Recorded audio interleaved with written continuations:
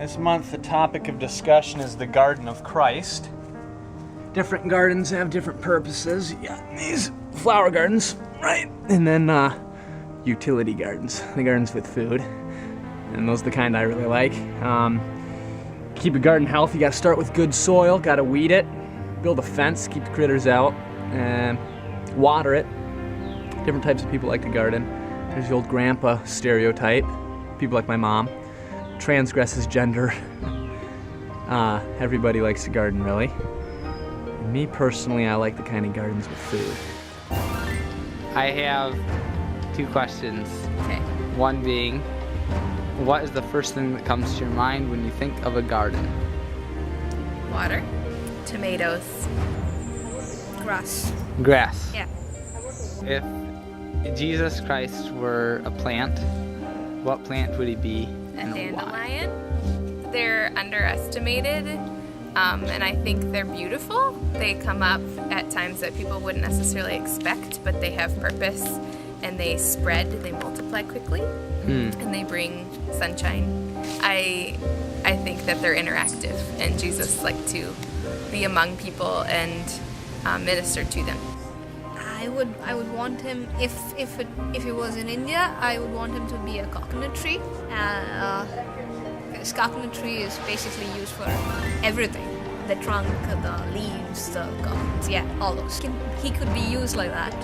If it was in Dubai, I would want him to be a date palm, because that's the tree which we see almost everywhere. There's no other tree, so.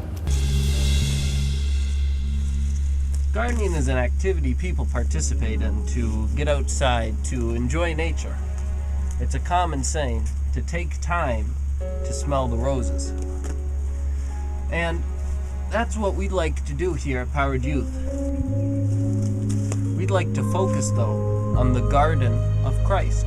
And we see this in the scripture that Christ is a garden.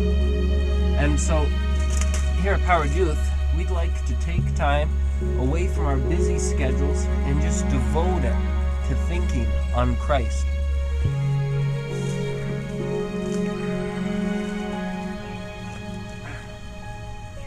We would encourage you here at Powered Youth to explore the site. We have a lot to offer.